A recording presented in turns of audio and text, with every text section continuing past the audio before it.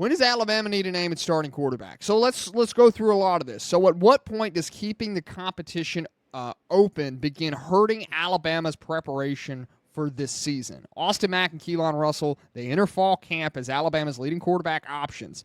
Mack served as Alabama's primary backup in 2025, while Russell received limited playing time as a freshman. Alabama's early schedule creates a lot of urgency for the Tide to figure this out quickly.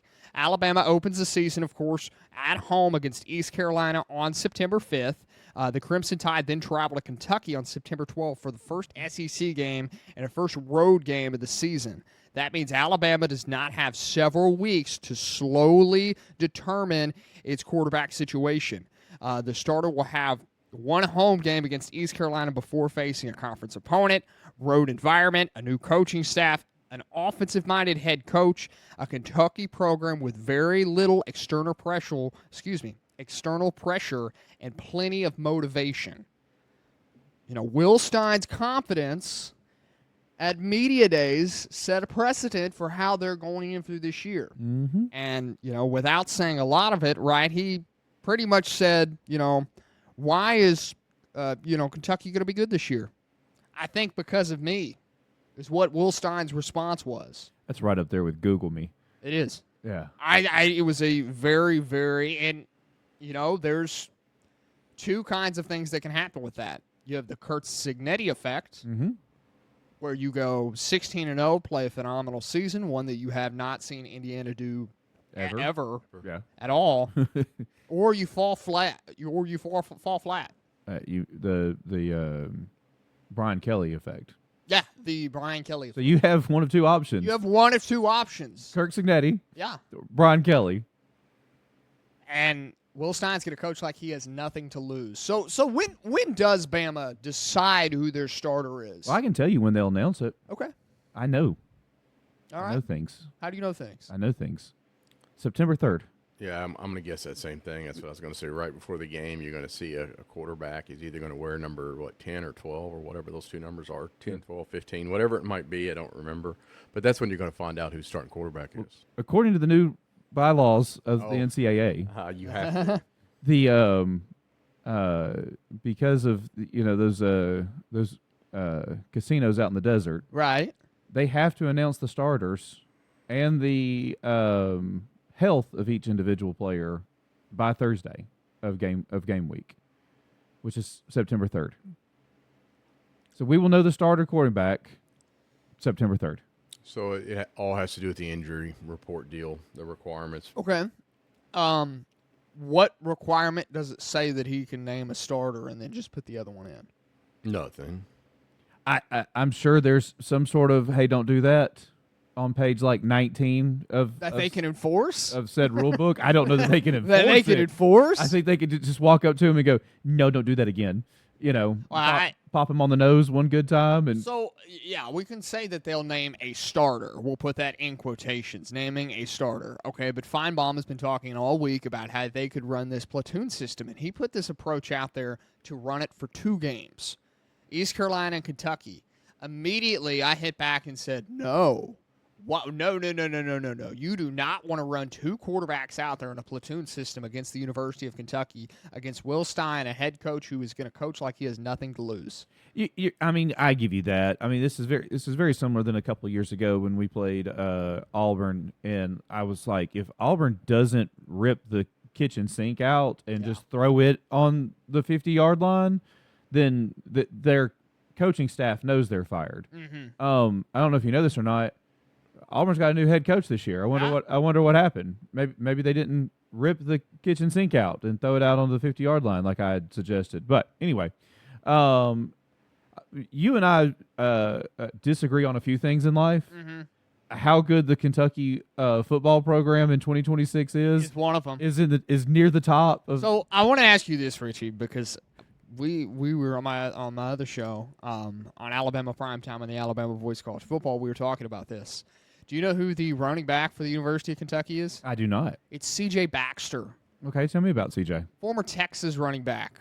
How did he do at Texas? He had a good career at Texas. Well, he's no longer at Texas. I wonder why. He had a good career at Texas. Why is he no longer at Texas? Oh, I'm assuming he wanted to transfer. Well, they have a certain running back that was going to come to Alabama, and then he ended up at Texas. Oh. What was that guy's name? So he had a good career at Texas, but wasn't good enough to continue being the starter at Texas. Yeah, I can understand that. Okay, go ahead. Okay. What else you got? Okay, of course you have Kenny Mitchie. We talked about Kenny Mitchie. I know me and you have talked about Kenny Who's Mitchie. the quarterback? Kenny Mitchie. Tell me about him. All right. Here's how you where was explain he- Kenny Mitchie, because where he was he hasn't at last started year? yet. He was at Notre Dame. All right, what did he do at Notre Dame? Okay, at one point he was in a quarterback battle with C.J. Carr. Uh-huh. Okay? How did that go? You know what a lot of people said about C.J. Carr? No, what would they say? He was a Heisman candidate. Yeah. Did he? How many votes did he get? Oh, hold on. For this year, he's an incoming Heisman candidate. Okay? Oh. Let's talk about last year. Okay, tell me about last year. Okay, they were neck and neck in their quarterback battle. With who? Oh, well, C.J. Baxter and Kenny Mitchie. Oh, how did that work out for him? Oh, and C.J. Carr became the starter. Okay. All right? And how many votes did he get for Heisman? Oh, you didn't get done last year. Okay. Okay. What I'm trying to explain about this is that C.J. Carr and Kenny Mitchie, if they were neck and neck at one point, C.J. Carr's he's considered a Heisman candidate as long as the tracks stay on. That's what they've always said about C.J. Carr. If he goes off in the ditch, he's obviously that's not going to be good. There's no recovery for C.J. Carr. Okay. Kenny Mitchie, on the other hand, if you're saying he was neck and neck with a future Heisman candidate, and now he's in an offense with Will Stein, who has produced a Heisman candidate in Dante Moore, I think it's a marriage in college football that's built for success. And I can, especially with a defense you have two young quarterbacks who have limited playing time experience. I can give you that, but here's my thing. You're going to have pressure that whole game. How much play experience does the starting quarterback at Kentucky have? How much play experience does the starting quarterbacks of Alabama have? Okay. You have one game for Austin Mack so we're on a really competitive level? So we're equal there. Yeah. How many snaps at running back does Kentucky's running back have at Kentucky? 0. Okay. How many good snaps did you have for Alabama at running back last year? Okay, so we're level. Okay. Okay. How many good snaps at wide receiver has any Kentucky player ever had? You have one in the preseason All-American. I'm going to forget his name. Okay, that's fair. I'm just saying. but You're the talking difference all in this, game? You know what the difference in this game is? Alabama's got one of the best secondaries in college football. and one of the best Alabama wide has receivers. an offensive line that they don't know if it's going to be good or bad, which is going to set the whole I'm just entire saying. tone for the And offense. how good or bad is Kentucky's offensive line going to be? Yes. And who's ranked in the top 25? Kentucky's not. Kentucky's not. Give him They're a not. couple Okay, weeks. you talk about this quarterback at Yeah. Kentucky like he's the next coming of whatever. Joe Burrow. Okay, Joe Burrow. Okay, but Fernando Mendoza is biggest at Kentucky difference right now. when you got a quarterback at Notre Dame and you quarterback at Alabama, guess what? Every one of them Notre Dame offensive linemen are. Every one of them are. Like They're all 5 stars. Yeah. 4 or 5 5 stars, stars. 4 stars, yeah. At Kentucky, you're going to get 2s, 1s, 3s, okay? Because they couldn't get to the school they wanted to go to. They settled for an SEC program at Kentucky. See, but I'm I don't. just saying, that's just the reality of college football. That's okay. That's okay. But in 1 or 2 years, I think there is a difference made in Kentucky by Will Stein. I'm not worried about 1 or 2 years. I'm worried about week 2. No. I understand that. I understand that. I could care less what Kentucky football is I'm doing worried in 2 about years. what do we? What'd you say? We're I'm worried about who the 30, starting 38 days away. Yeah, the starting quarterback at the University of Alabama Yeah. is on week 2. Yeah, that's understandable. Why I'm giving you so much crap is you in one breath in this one segment that we've been on, you have talked about how Alabama doesn't know who their starting quarterback is. Their offensive line is meshed together and has never played together, and blah blah blah blah. And how great and mighty the Big Blue of Kentucky is, who also has a starting quarterback who has never played in an SEC game, who also has an offensive line who's never played in an SEC game. So it's like we want to talk about this great and wonderful coach who showed up at Kentucky like 17 seconds ago and brought a guy who lost to a possible Heisman Trophy candidate. My point in this whole thing is Kentucky is a point of a bunch of either newcomers or rejected people. Right, okay, and that's the case with Will Stein. Will Stein is going to come out there heavy, and he's going to come out there hot. He has 1 week to prepare against Youngstown State. at home. Okay, this is going to be Will Stein's first SEC game. At I home. think it's a game that Alabama has very much underestimated in so many ways because of the actual talent that Will Stein has brought into Kentucky, and that Will Stein's going to come out there with nothing to lose. He has time to build this team, but he doesn't have to wait if he doesn't want to. If this was week 9, I'd listen to you. If this was week 2 of 2028 season, I'd listen to you. Hey, Richie, on the socials, man, I do not know who this is, Mike GS91. This dude is just another clone Bama hater. Dude, they're calling you a Bama hater. I'm a Bama hater? Yeah. Okay. I think you are. Or is it Kelsey's Could the be Bama me. hater? I mean, I'm not Mike wearing G tuned in last week. I'm not wearing an Alabama shirt or anything. I didn't graduate from the University of Alabama or anything. I my deepest apologies for hating on Bama. Well, yeah, of course. Mike G, of course, yeah, he's hit us up in the comments section. Bama's over 25-star players in the roster now. Kentucky hasn't had a 5-star in the history of their program. Oh, they have. Oh, so he's calling you a Bama hater. I'm sure. Yeah, I'm pretty sure Bama owns the series. Dude, Can we it's be all- honest? Kentucky series. sucks. They fired their head coach. They This fired shows- Stoops. Yeah, let's remember Kentucky when they brought in Stoops. There was all this hype, man. Stoops troops. I don't know if you guys remember this. Yes, okay? yes. There was all of this hype, okay? I think the hype is there for Kentucky football, okay? But, dude, if we are silly if we sit there and think that this quarterback, Mitchie, Kenny Minchie, yeah. is going to come in and, But Pops, throw dimes. Pops. Bama's secondary. Pops, it's not going to happen. Pops, he lost the starting position to a possible Heisman Trophy candidate. At Notre Dame. Gosh.